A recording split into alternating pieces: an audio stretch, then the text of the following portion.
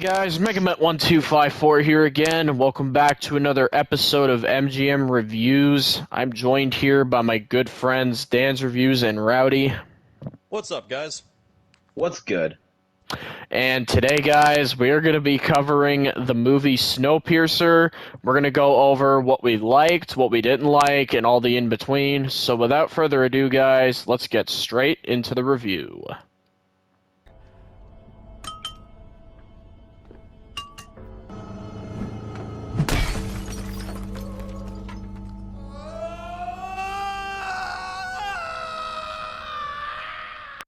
So, Snowpiercer. This movie, well, here is a funny story about it, guys, is actually a show that Rowdy watches, right? It's like a show he watches. So, we kind of, talked about, found out there was a movie under the same banner as the show, right? So, we all kind of decided to, watch the movie together.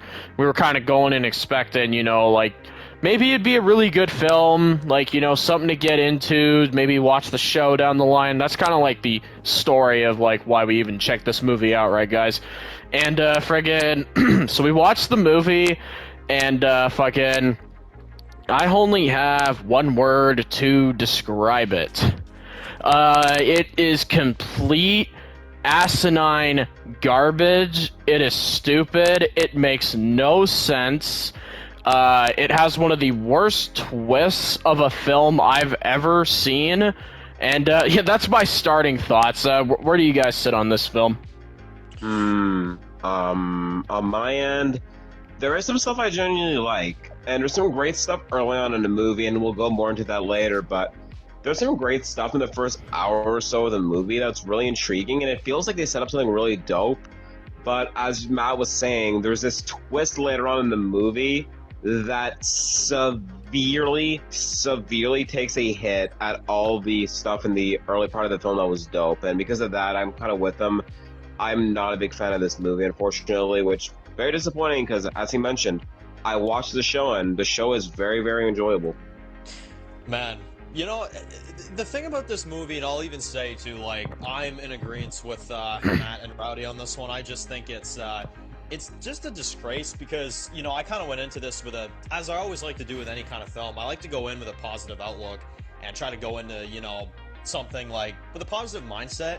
And genuinely for the first hour of the movie, guys, that's the part that's kind of crazy, is that the first hour we found ourselves enjoying, and then it kind of just goes downhill, and we'll kind of discuss that in a bit here, but it just ends up kind of going downhill to a point where it does affect the first hour, but at least in my opinion, I think this is a really big flop of a film, and it kind of takes down my interest of checking out the show, so yeah, that's my kind of basic thoughts.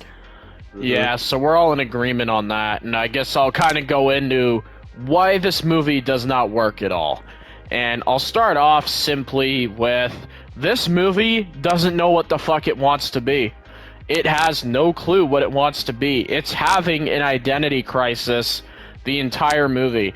The 1 second, we're telling a tale of comeuppance and overthrowing the rich, and it's supposed to be real life with the class systems and stuff. But then, later on in the movie, it's a fucking comedy. We have this villain who's a complete idiot. A laughable disgrace of a villain. Not gonna lie, might be the worst villain I've seen in a film. And then, we go from a comedy to being a frickin' action fest. And we have action every 2 seconds. We have guys fighting in a frickin' sauna room with no music. We have a guy who dies and comes back to life. And then, at the end of the movie, we have a thriller with the whole twist thing. And, the rich guy coming in, and he's Wilford, he's oh yeah, I've been planning this all from the start. This is I was the one who planned this. And, well, you see what I'm saying here, guys, is this movie tries to be way too many things, and it fails miserably at all of them, because it doesn't pick a frickin' lane. It wants to be multiple genres, and for that, it fails. Not even on top of that, it also wants to be an apocalypse movie, because we've got, the world that's over and destroyed. So can add that on there too. I don't know, guys. Like, this is like the plot overall is like, you know, the poor people, they want to take over. They basically start a comeuppance on the train. They're like, you know, fuck you. Like, we're gonna frickin', you know, overthrow you pricks and take over the train for ourselves. But then, you know, you get a twist, right? And this twist, you guys are gonna just love this twist, is the freaking villain, right? His name's Wilford. He basically sets this all in motion because he works with another guy from, like, the poor area, but they never freaking delve into that at all. They kill that guy off that he's working with before that twist even happens. So the twist falls flat. And then you also find out, right, that our lead, played by Chris Evans, aka Captain America from Marvel, right? He plays this dude called Curtis, right? And he's the one that is supposed to take over the train. Yeah, I shit you not, guys. This guy stops at nothing. This Wilford guy stops at nothing to see Curtis die. He sends everything he has at him. He sends his guys after him. He sends these professionally trained hitmen to go kill him. He basically throws his whole fucking army at Curtis to wipe him out. But then at the end of the movie, it's like, no, actually, we're cool. Be my friend and take my position and have steak with me. I like you now, Curtis. I'm like, huh? And here's the sad thing, guys, is this idiot character, Wilford, is played by the great Ed Harris, who plays excellent villains in other shows and movies. And then in this, man, they royally screwed that actor over with this role. Because, like, friggin', they managed to make a genuinely intimidating villain actor into a total goof. A total goof in his pajamas, eating steak the whole movie. You know, one of the things I'll even say about it, too, is, like, you know, the biggest compliment, because, you know, as a villain, you should definitely have some high compliments. I mean, he's the mastermind behind this whole thing, this Wilford guy, right? And you think, like, oh, yeah, so when we meet him, like, when that time comes, oh my god, it's gonna be, like, something so incredible. And, you know, at first when you see him, it's kind of cool, but you know the sad thing is, and this is how you know that this villain flops, the best thing to come out of that character is, I want a steak now. But aside from that, like, he doesn't do anything that makes me interested. Like, I don't know. It just kind of has this vibe to me where it's like, okay, we have this mastermind. He builds this, like, big, just screwed up society after, you know, basically the end of the world, per se.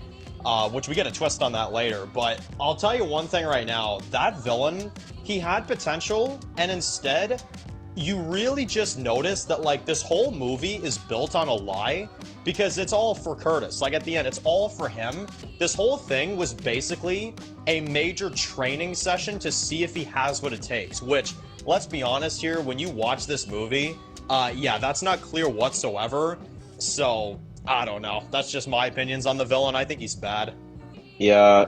What I have to say on it is, I feel like at first he is somewhat interesting. I actually do like when he kind of talks about suppressing, like, the lower class in the way of, like, population control and kind of riling up the lower class and the other classes against each other to control the population. I think that's really kind of an interesting twist. I mean, they definitely could have built up the stuff with the Gilliam guy, the old man that got killed at the whole classroom thing, I believe. They definitely could have done more to build that up, but on its own, it's a decent twist.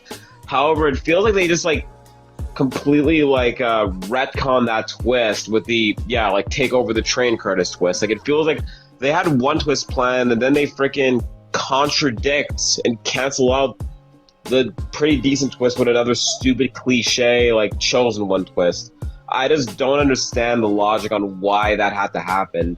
It was an interesting twist, and I actually thought Ed Harris was a decent antagonist. Like, Wilford was decent until that happened.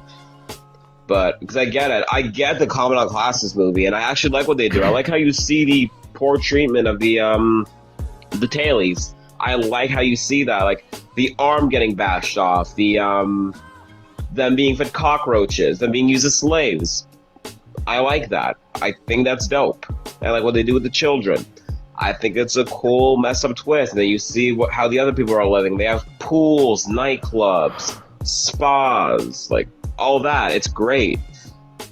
On its own, yes. But the rest, though, that shit with Wilford, it makes all that feel pointless. Like, yeah, I suppressed the weak classes and pin everybody against each other, but you, the person I was trying to kill the whole movie, take my place. Lead this train. Like, with no build-up, like, I'm not sure.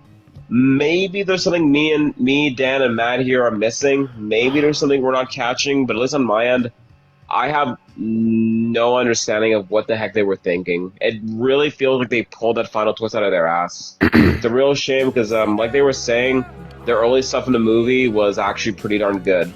They had some great stuff going, but honestly, the movie is severely brought down by that final twist. And there's some other issues too. For example, the Mason villain, which I mean, Matt was commenting on earlier. That villain is pathetic. Like, I don't know what they were trying to do, but she was just not intimidating. She just looks weird. Just the dialogue with her is odd. Like, no offense to the actress, but I just don't think she did that good here. Very big miscast. Big miscast. Yeah, exactly.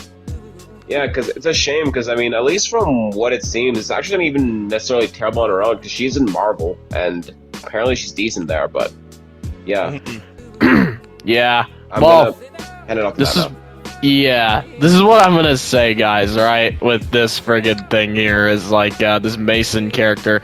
And oh boy, I've got a lot to say about this fucking character. Oh, yes. Man. She's The worst villain of a movie I've ever seen. And this is why. Goofy looking. Acts stupid. Not intimidating.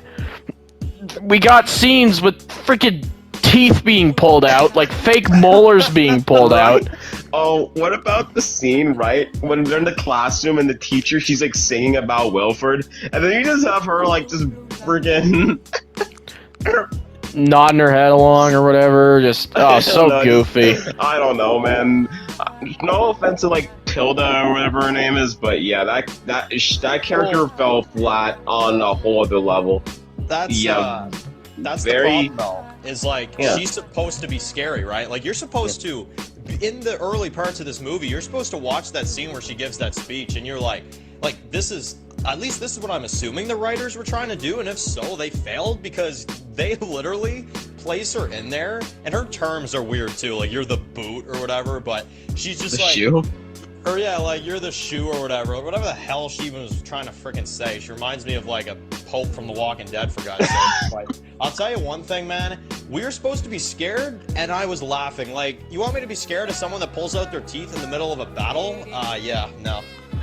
Yeah, I don't know. Like, I get she's supposed to be like the snobby, you know, rich person from upper class. They severely, I don't know.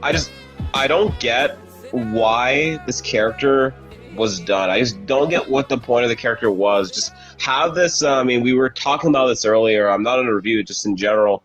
There was this cool like character during the fight in the car, right? Around the time when they shut off the lights with the night vision. There was this cool like character who had like long hair, and then he got like impaled, and then he got impaled later on. He was actually a cool character, like a cool like little antagonist, probably sadly like the best antagonist in the movie. He's the only one for me that's actually pretty good.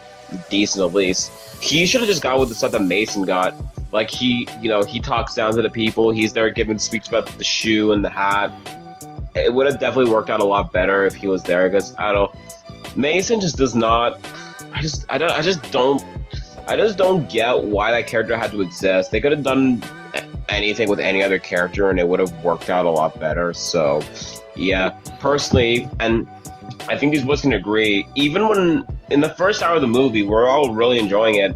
She was like the one thing we actually had to complain about in that first hour. She's like the one like flaw we actually had for that first hour or so. I'd say from the beginning all the way till she gets captured after the battle in the train car. That's like when things start to fall off for us. Yeah. Friggin'. Then we got the other characters, which I'll go into these characters, guys, and friggin' I'll go into some of them. We got Curtis, which, like I said, he's played by Chris Evans.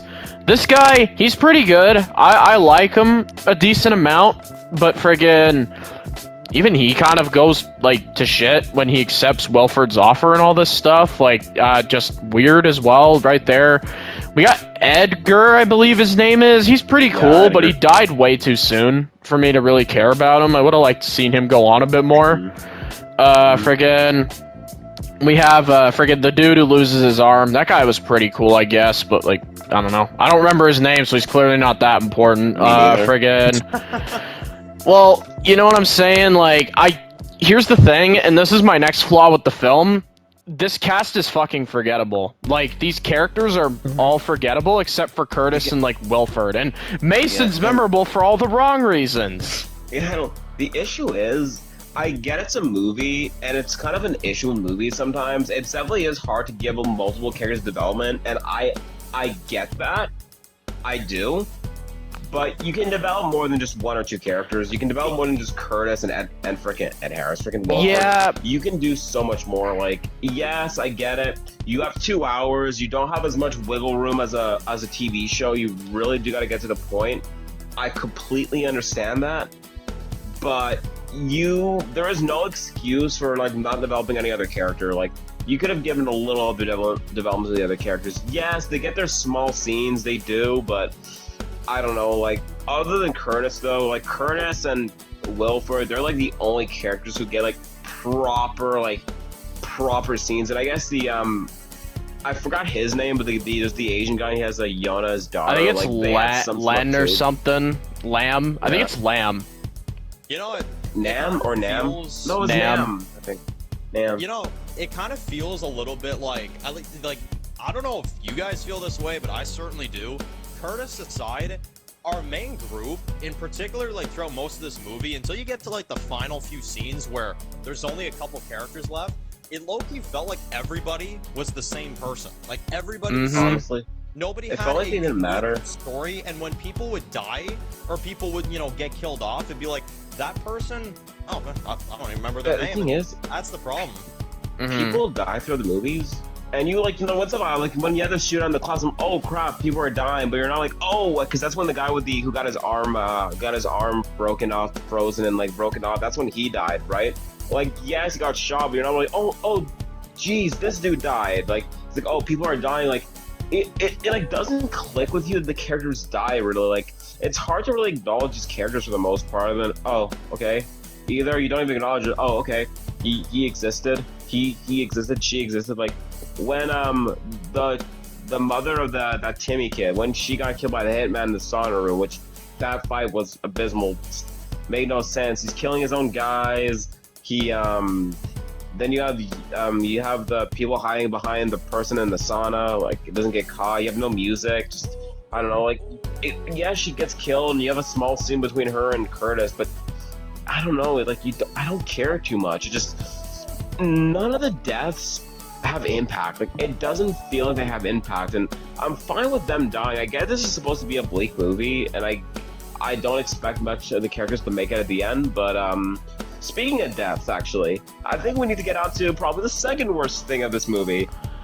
Oh, gosh. The lead off-screen. And the main antagonist die off-screen!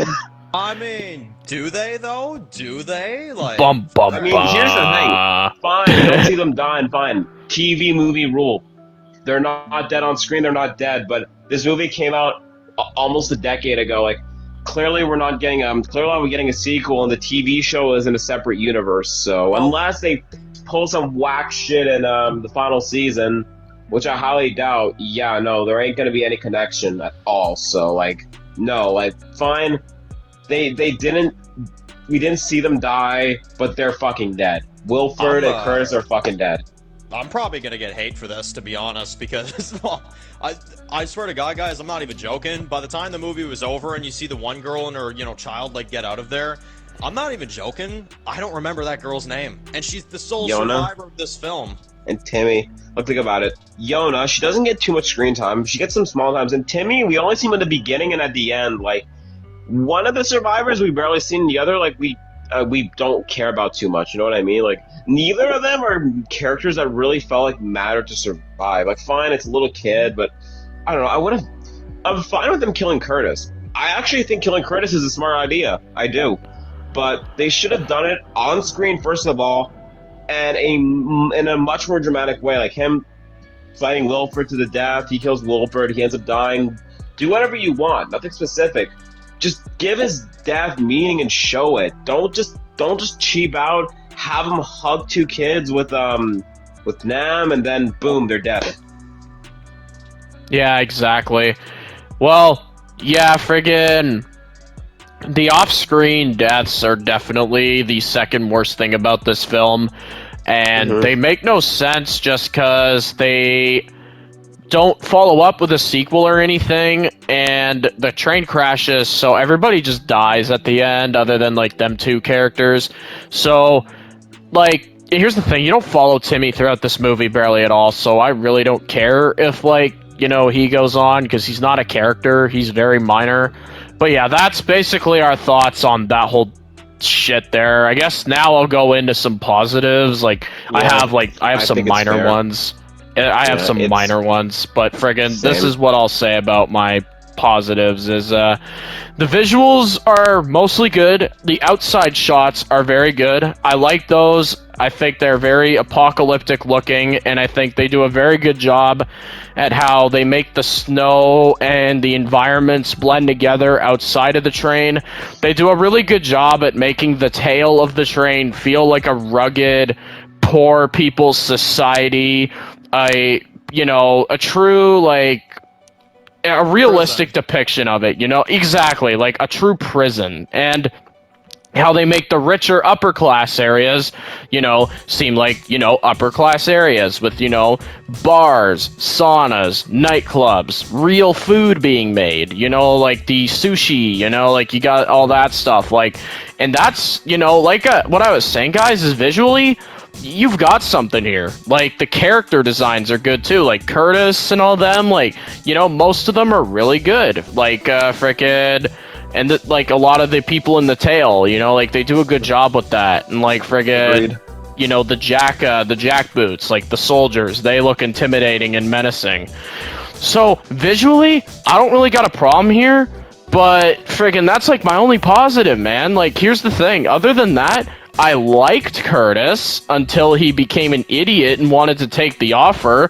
I liked the suspense with Wilford up until he died off screen and made a horrible plot twist, you know? I liked that first hour of the movie until the plot twist throws it out of proportion and makes it seem stupid. There are things that I did genuinely like here, guys, and here's the thing. This is one of the most fixable movies I've ever seen. The decisions are dumbfounding. They're dumbfounding because this is such an avoidable mistake, man. Like, there's so many things you could avoid. But yeah, in terms of positives, guys, that is all I got for this movie. Is I like the visuals. That's it. That's all you got here. You know, on my end, right? Yeah. Kind of what Matt said. The visuals are good. The outfits are good. The set design is good. There's some decent. Again, I like kind of the dynamics between the classes. I actually think the fight choreography is really good too. Like, the actual fight things are well shot.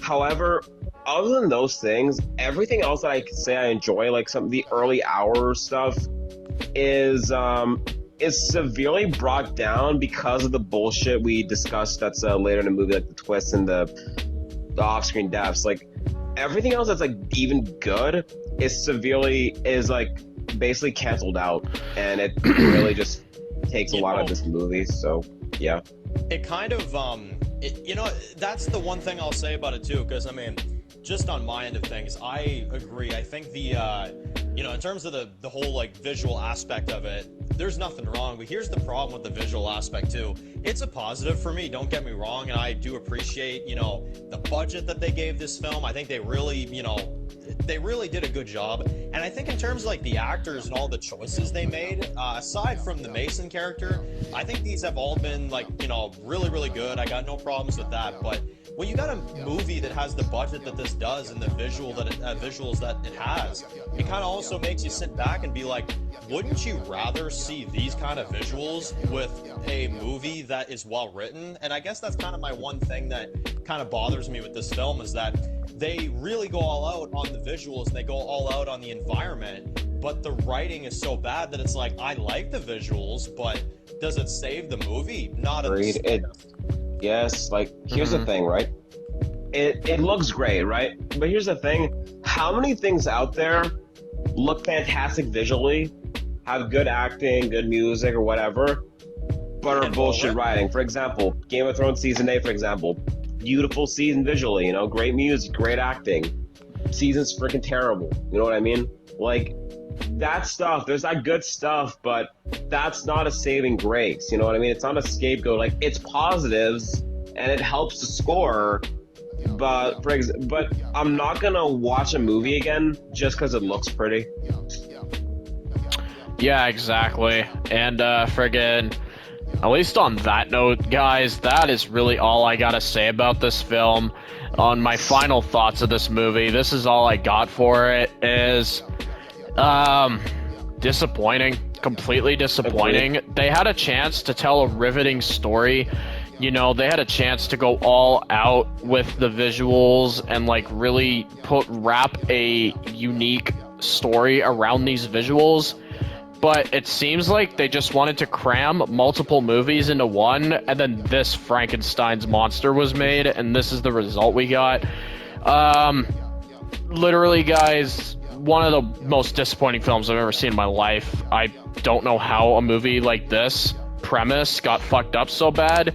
It's actually impressive how bad the premise of like how good the premise was, but like how they screwed it up so bad. Like, on paper, this should have been a freaking gold mine of a movie, but you know, this is the product we got in the end. And yeah, friggin', I apologize for ranting, guys. I usually don't go off this much on stuff, but like, this has to be said. This has to be said about this film. I don't like this movie. I'm not gonna lie to you guys. If you want to see it, feel free, but I don't recommend it. And those are my thoughts. You guys have any final thoughts? Go ahead. Yeah, on my end, like I said, not a big fan of this movie either.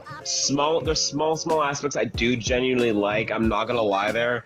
However, the bullshit outweighs the good stuff, and the bad stuff is so bad that the good stuff is not enough to make me come back to this movie. Like, I do enjoy the show, but this movie, like, the show is nothing like this for the most part. There's small aspects, but I don't know. This movie, like Matt was saying, it's a great idea in concept, but they really, really poorly executed it. And it's a shame because, again, as Matt was saying, this is a very easily fixable movie. And honestly, you fix the stuff out with Wilford a little bit. Like, you take out that stupid twist with, take over the train, Curtis. You kill Curtis off in a more meaningful way, you'd have a pretty fucking dope movie on your hands. But no, on my end, I'm going to give my rating. And honestly, this is being pretty generous. And honestly, you might be shocked that despite everything I said, I'm giving it this. I'm going to give this movie a 3.5 out of 10.